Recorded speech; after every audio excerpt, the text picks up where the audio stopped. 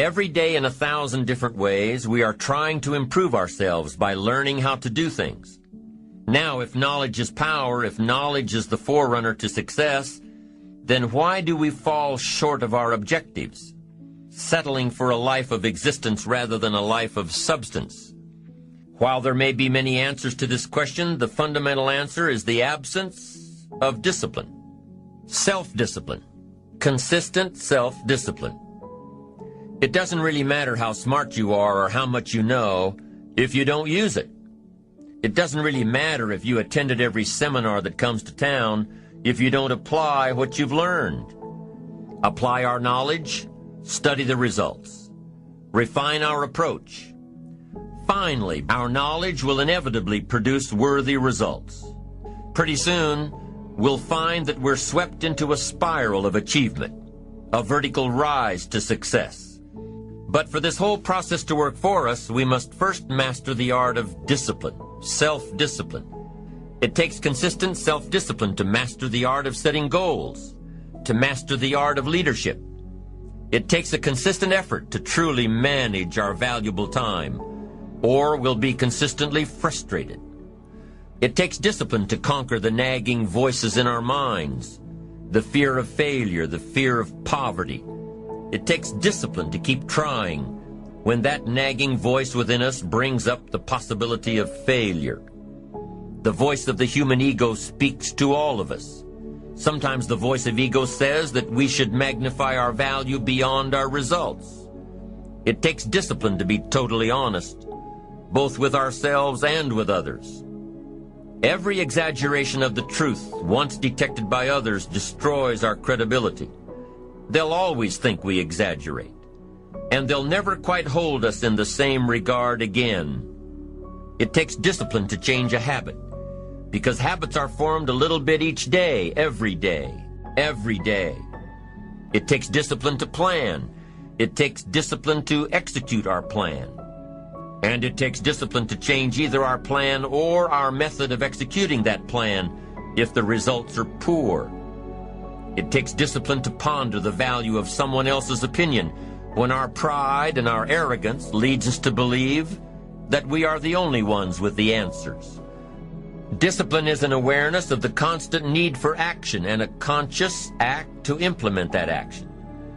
Now here's the other side of discipline. If there's considerable time that passes between the moment of awareness and the time of our implementation, then that is called procrastination.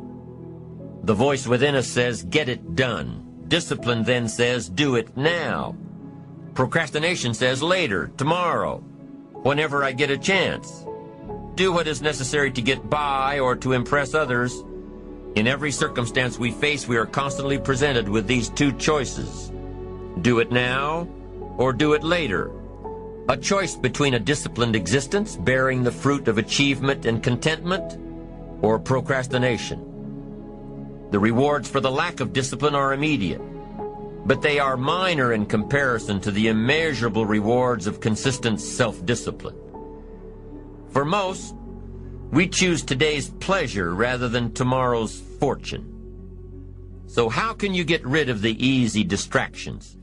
How can you keep an attitude of doing it all and doing it now? How can you stay focused on your ambitions? You've got to really work on your consistent self-discipline on a daily basis, or you'll find yourself distracted. Distracted by negative people, distracted by your doubts within yourself. Never underestimate the power of influence and associations. Now let's take a closer look at discipline. First, true discipline is not the easiest option. Most people would rather sleep until 10 o'clock than get up at 6. Trying is always easier than doing. It's easier not to read. It's easier to turn on the television than to open a book. Wouldn't it be fascinating if we didn't have to do these things? What do you suppose would become of us? You're right. Not much. The system we live in and contribute to is designed to make the easiest things in life the most unprofitable. Our world is and always will be a constant battle between the life of ease and a life of discipline. Choose one or the other, but both will have their price, the price of discipline or the price of regret. The first lesson of discipline is that it isn't the easiest option. The second lesson of discipline is that it's a full-time activity. You see, the discipline that it takes to make your bed every day is the same discipline necessary for success in the world of business.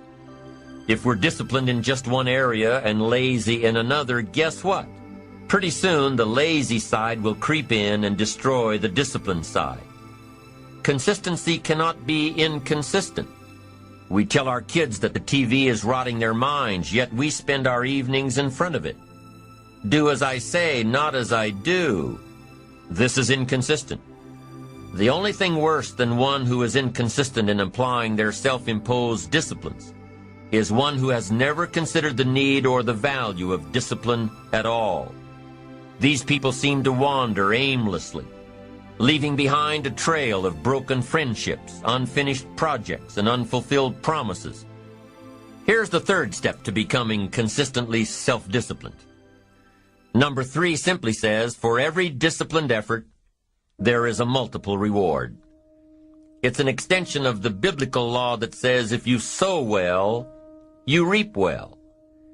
Not only does it suggest that we'll all reap what we've sown, it also suggests that we'll reap much more. For every disciplined effort, a multiple reward. What a concept. If you render unique service, your reward will be multiplied. If you give more than you expect to receive, your reward is more than you expect. Everything of value requires care and attention. Everything of value requires discipline. Likewise, our thoughts require discipline. We must set up our inner boundaries, or our thoughts will be confused, and confused thoughts produce confused results. And with confused thoughts, we'll end up being confused. Perhaps you're on the brink of giving up, and the only missing ingredient to your incredible success story in the future is a new and self-imposed discipline. The most valuable form of discipline is the one that you impose on yourself. The life of each one of us is going to serve as either a warning or an example. A warning of the consequences of neglect, or an example of talent put to use. And the question is, if you died this very moment, what will die with you? What greatness that you showed up to bring, that you allowed fear or procrastination to hold you back? I refuse to die an unlived life. You know what I thought to myself? I thought I would hate to live and die and never know what would happen if I ever committed myself to anything. Some people have never thrown their whole self at nothing. Not at school, not at work, not at marriage. Oh my God, you've had one foot in and one foot out of every dream all of your life, and you've never seen what you could be if you ever really connected and threw everything. And that's what's going to make your death so sad. That's what's going to make it so sad, is that you never live first. You never fully engaged. You never fully studied. You never fully invested in anything or anybody. You want to get something that you are not willing to give. You have never been joined. You just wore the dress, got the plaque, they threw the rice, you took the job, but you've never seen what you could be if you threw your whole self at your dream. Reciprocity. What do you give back for what you get? Without reciprocity, no relationship will ever reach its apex, because you're not fully invested in anything you do, and you're getting older, and you're running out of time and running out of excuses and running out of people to blame. Wonder what would have happened in school if you'd been committed. Wonder what would have happened in your marriage if you'd been committed. If you'd have really thrown your whole self. You've always been casual. and never been committed. Your life is a false advertisement. Your whole life is a facade. The whole thing is a fake. The whole thing is a front. Your whole life is a camouflage suit. And now you're getting older and you'll never get to see what you could have been, because the cost of getting to see it is a commitment that you've never been willing to pay. You're trying to get somebody to fall in love with a you that you've never discovered yourself. You come to the altar and you raise your hand and you say, Lord, I give myself to you, but you don't. You marry somebody and say, you can count on me, I'll be there through the thick and the thin, for better, for worse, for richer and poor, in sickness and health. You didn't mean it. Half studied, half worked, half labored, and then wonder why I thought I'd be further than I am at the age. Let me tell you why you are not further. It is not the devil, it is not witches, it is not demons, and it's sure God ain't haters. You are not any further than where you are right now, because you have never thrown your whole self at anything in your life. And you think greatness goes on sale, but true quality never goes on sale. Greatness costs what it costs. Decide that you're going to become the active force in your life. Decide that you're not going to go through life feeling like a victim. Decide that when things become challenging, and they are, that you're not going to personalize it, that you're going to look at it and you do whatever you must do in order to work things out and learn from it. Learn from it. That's the key. Promise yourself you'll read the books until your skills change. You'll go to seminars until you get a handle on it. You'll listen to it until it makes sense. You'll go for it until you understand it. You'll practice it until you develop the skill. You never give up until, however long that is, step by step, piece by piece, book by book, word by word, apple by apple. Walk around the block, walk around the block. Go for it. Don't miss the chance to grow, and resolve that you'll pay the price until you learn, change, grow, become. Then you'll discover some of life's best treasures when you pay that price. In life, you will always be faced with a series of God-ordained opportunities, brilliantly disguised as problems and challenges. If you've lost your job, don't say that I've been laid off. Just say, I've been given an opportunity by the universe to find my life work.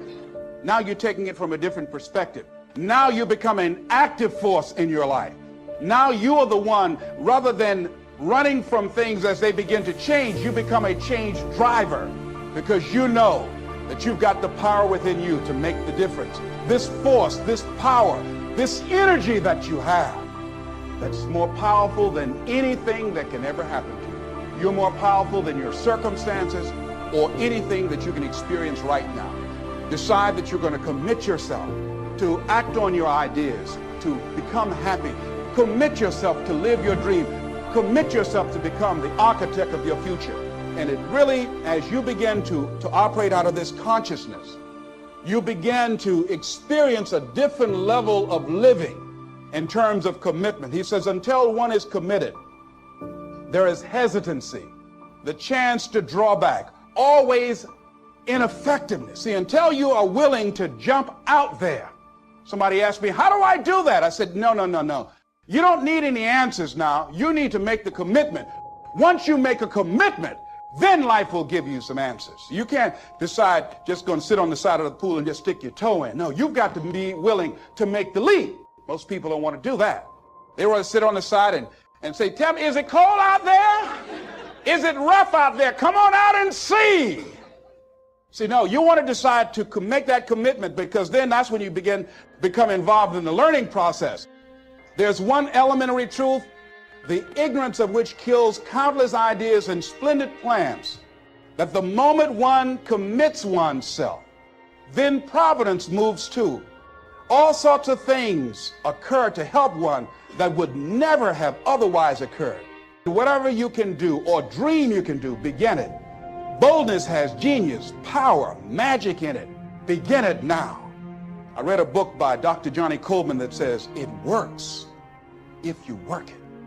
And as you begin to look at your life, decide that you're going to start working on that dream. You're going to work and nurture that idea. Now, there will be people that will criticize you. There will be people that won't see it for you. But I say to you, don't let them turn you around. Don't let nobody turn you around. Because people will try and turn you around. Hello? People will try and turn you around. But when I heard Bob Mays out of Chicago sing that song, don't let nobody turn you around, that's real. Because that's why most people don't act on their dreams and ideas. That's why most people, when I'm talking with kids that are in institutions, and I said, what happened? Why did you give up working hard and making good grades? Well, they started teasing me. And they allowed that peer pressure to cause them to scale down their dreams and their ambitions. They started following the crowd. That's why many people don't do the things they want to do. A friend of mine, he wanted to become an actor all his life. He let someone convince him, you can't become an actor. You go out to Hollywood, they'll swallow you up. It's too competitive. Thousands of unemployed people out there. But then another friend of mine, Sheila Hall, and she decided at age 42, I'm going to live my dream. My son graduated from high school. She decided to make the plunge, to go to Hollywood. Quiet person, never had any experience in the area. And because she decided to make the commitment, she is now working on a one-woman show. And she's been getting support from everywhere because she was willing to make the commitment. This other guy is far more talented and skillful, but he wasn't willing to make the commitment. So he goes to work every day to a job that's making him sick because he doesn't have the guts or the boldness to stand up in life and say, I'm going to live my dream. I'm going to commit myself to live out what's in me. I heard Dr. Johnny Youngblood say, I must live what's in me. I said, why do you do this? He said, I got to do it. I got to do it. And I'm saying, find something in your life that you say, hey, it might not work out, but I got to do this. Why? Hey, it's the one thing I love. It's my peace. It's my thing. You don't understand it? It's all right. You better be committed or you ain't gonna make it. If you're not committed, you're not gonna make it. You have to be committed. Through the storm and the rain and the heartache and the pain and the disappointment, you have to believe in the we and the us and not the me and the you, or you're not gonna make it. It's a commitment. It's not a feeling. Y'all don't want to hear real truth. You want to hear fairy tale Hollywood shake and bake stuff, but in reality, it's a commitment.